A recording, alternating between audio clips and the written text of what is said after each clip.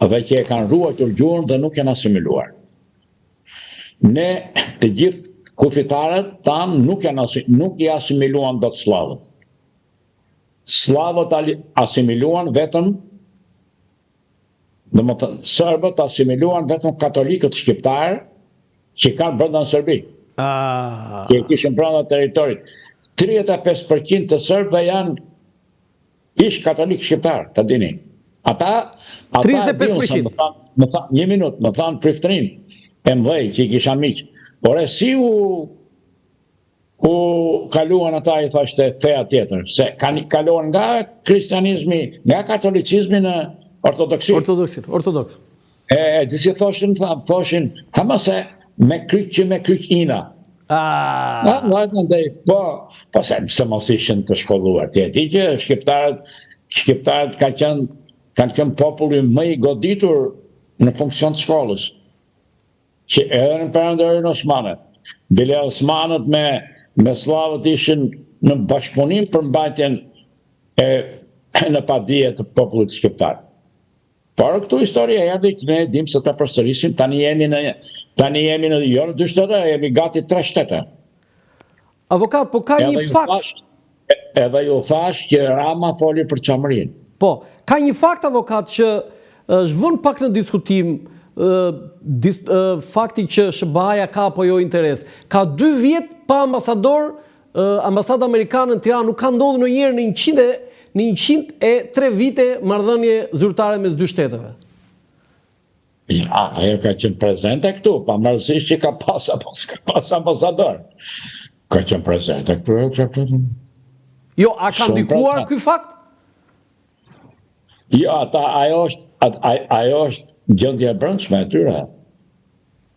Domethënë që ai që luan rolin e ambasadorit, këtu ka raste të tilla. Ai që luan rolin e ambasadorit këtu, në momentet që ka në momentet që ka ikur ambasadori, mund të jetë shumë i aftë. Po s'mund ta bëjnë dot ambasador për arsye juridike. Dhe këta më mirë mbajnë atë sa i ambasador është. Ju lutem, ai pranon dhe letrat kredenciale të gjitha, por nuk ka titullin ambasador. Nuk ka titullin ambasador, po.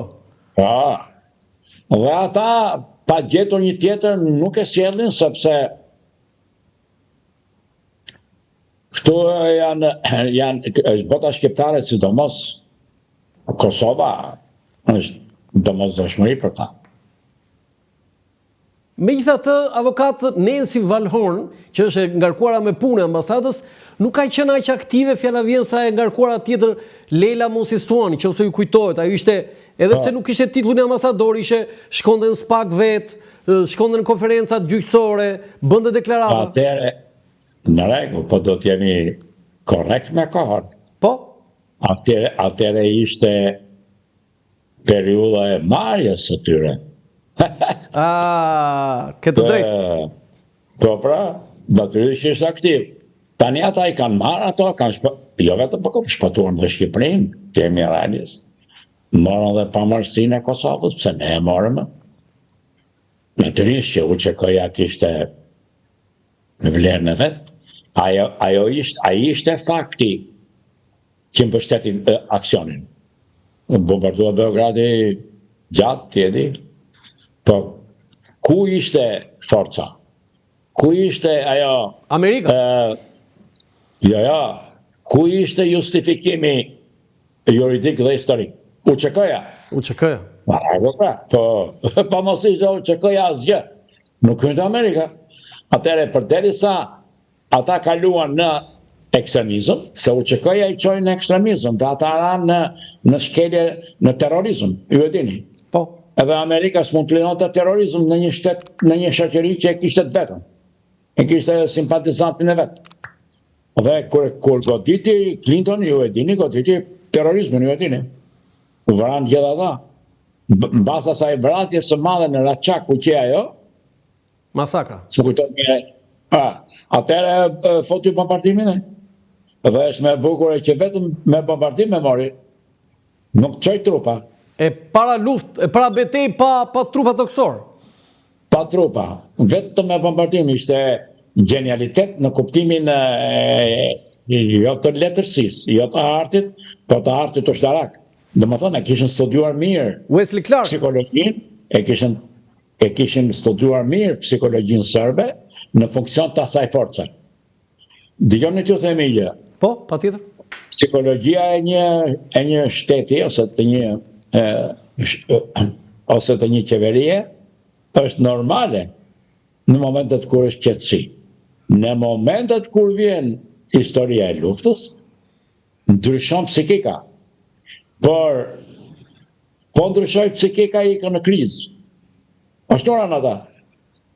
Një shoqërie nuk i ndron psikika nga paqja në luftë, vetëm anglosaksonëve. Pse?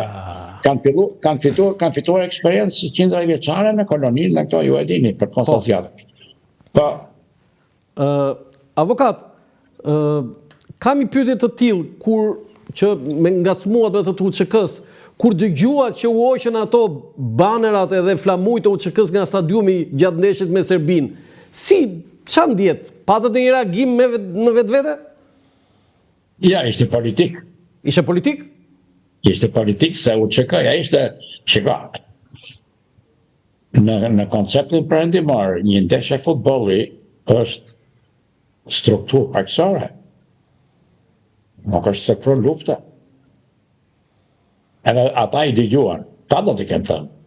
Ekspertiza amerikane ka thënë hiqini UÇK-n, se ne jemi kundër UÇK-s, pa ajo është manifestim pakësor, popullor, edhe ata i hoqën. Më kuptohet? Si që luftat e që. Ata e konceptuan betejën futbolistike, luft me armë. Shumë e bukur kjo. Ishte nëzitim. Shumë e bukur kjo. Avokat, kemi një për nga kozgjatja, renditja e kryeministrave të Shqipërisë në 103 vite shtet, 13 vite shtet, kemi Mehmet Çeu 27 vjet e 3 muaj, Edi Rama 12 vjet plus 4, 16, Enver Hoxha 9 vjet e 9 muaj, Adil Çaçani 9 vjet e 1 vit, Sali Berisha 8 vjet. Cili është komendi juaj për këto shifra? Ndodhin. Por gjatë kanë kaluar, do të themi pse e kemi këtë arsye. Arsyeja nuk është moderne. Pse e kemi këtë arsye? Sepse demokracia si koncept liberal nuk e ka mundur pushtetin si koncept individual të psikikës për pushtet të individit. Nuk e kam poshtur akoma, me këtë të regon kjo. Dhe këtu është dopsia. Jo pse vajti ka gjatë, po në këtë luft, ne ende nuk e kemi, ne ende forca e pushtetit nuk e ka, domethënë forca e ligjit nuk e ka zbutur forcën e pushtetit. Domethënë forca e demokracisë nuk e ka zbutur forcën e pushtetit politik. Pushteti politik në një demokraci ndron një herë në 4 vjet. Në Amerikë ke parë si e kanë bërë një herë në 8 vjet. Pse që të mos ndodhte të kjo? Kjo është shumë e rrezikshme. Jo në kuptimin e rrezikut të një epidemie, po në kuptim të zhvillimit kombëtar. Nuk e lejon, anglosaksonët e kanë më parë dhe prandaj e vënë 8 vjet. Pse Rama ka do më shumë pushtet? Ka psikike me qëri ka. Vullnet i brendshëm. Vullnet i brendshëm zotrin politik, dhe më thënë pushtet vjen nga psikika. E ka psikologjike këtë. Djetë dhe një, është dëshira për pushtet vjen nga patologjia. Pastaj, ligji, demokracia, parlamenti, ja ka hequr atë karakterin e sëmur, patologjik. E ka brenda pak sa patologjin dhe në perëndim, por nuk e dominon. Po në Shqipëri e dominon patologjia. Dhe më thënë dëshira për pushtet. Si do futet në histori Edi Rama, avokat? Varet se nga optika e historisë, kjo dhe analizoj. Nuk më të flasim të para kohë. Janë 4 ose 5 parametra të rëndësishëm që analizon historia në konceptin politik të zhvillimit të një vendi. Po? Mbasi analizojnë ato të 5-ta, shikohet edhe ingredienti kryesor. Sa ka qenë përqindja e zhvillimit? Nga tregu të arsimi. 2 janë tregu dhe arsimi lartë. Edhe i mesme të kuptoj. Këto 2 janë. I ke këto. Nuk të mposhtë të të njeri. Në tregun e kemi dobët. Arsimi ka qenë i mirë dhe soj krizë. Por më duket të dhënat, si mbas që më kanë thënë këta ekspertët, është ngritja në përmirësim. Sa arsimin komunizmi e latë fuqishëm, ta dini. Fuqishëm? Ku kishte shkollat mesme këtyre? 2 gjimnaze kishte në Shqipëria. Ai bëri të gjithë qytetet me gjimnaz, bëri dhe fshatrat. Masivizoi arsimin e mes. Po, pastaj krijoi dhe karakterin e masivizimit të arsimit lartë. Sot arsimi lartë është i masivizuar. Ka universitete në disa qytete, ju e dini. Por ai e nisi. Pse nuk është merita e Partisë Punës. Ishte doktrina e tyre. Ai është marksizmi. E kishin në doktrinë dhe nuk revizin do zbatonin doktrinën. Doktrina socialiste që doli nga kapitali i Marksit, po? Donte barazin ndaj, nuk shkoi në barazin që bëri komunizmi. Po kërkoi barazin ndaj oportuniteteve. A më kupton? Në treg. Të gjithë janë barabartë, po tregu i kontrolluar. Në më thënë që ti nuk spekulon në treg. Por tregun e lënë lirë. Ai që kishte aftësi të bëhet tregtare ose industrialiste, u bëi miliarder. Por ama i dha zhvillim shoqërisë. Po në Shqipëri ne ende nuk i kemi. Kot pas flasim.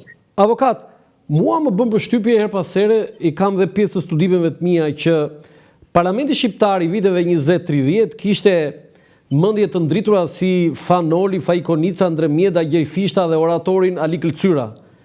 Parlamenti mbas 90-s, me raste, po themi sporadike, ka pasur disa orator, duke përmendur dhe ju. Parlamenti kujt?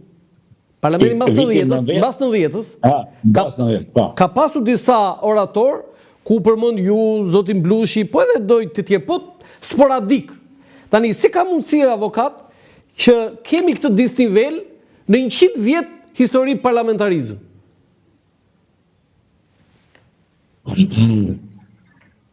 Ishen arsim të nivelit lartë. Që dini ti ju ata, kështë njerëz që erdhën nga rruga, atë ishin rrilinda që tanë, që ata krijuan rrilinda tanë, që rilindjen dhe psikologjin tonë kombëtare, rilindja kombëtare e krijoi. Pastaj ajo erdhi dhe mori atë pavarësinë e 12-s, se cila ishte gjymtimi i Shqipërisë. Po rezistuan, se ishin njerëz të mëdhej. Doroni thasë do t'i marrin. Dhe ja i morën. E morën gjysmën. Shikojmë. Pra, çështja është që u shtua dhe popullsia shqiptare. Mos harroni atë. Edhe këtu edhe në Kosovë. Edhe këtu edhe në Kosovë edhe në Makedoni. Tu komunizmi i bënte thirrje, byroja politike i bënte thirrje anëtarët e byros politike, i thoshin sa fëmijë ke 3, shko 6, i thoshin. E di ti apo? Pse? Sa ata e morën 850.000 banore morën në Shqipërinë. 850 fiks, aq ka qenë. Po e lanë 4 miliona ma. 4 milion? Kishin atë. 4 milion lanë ma. Kishin atë të popullsisë. 4 milion e lënë ata, po tani 1 milion e gjysmë janë emigrantë që na mbajnë gjallë. Ata na mbajnë gjallë. Ku kemi në prodhim industrial? Nga 92 deri në 96-ën, Saliu shkatroi me gjithë ekipin e tij, shkatroan 500 uzina fabrika në Shqipëri, nuk e dini ju. A më ngacmova avokat? I denoncoi Shesheli. Një parlamentar i rëndësishëm në Beograd. Shesheli. Kur deklaroi me 40 milion dollar, tha, kemi shkatruar në Shqipëri 500 uzina dhe fabrika nga 92-shin e 95-ën. Po. Tani, avokat, unë jam i vetë një gazetar që i ka marrë një përgjigje... Një minut. Do të dëgjoni, PD-ja e 92-shit ka qenë drejtuar nga Beogradi. Kaq, mos e zgjasim, vazhdo, keni tjetër?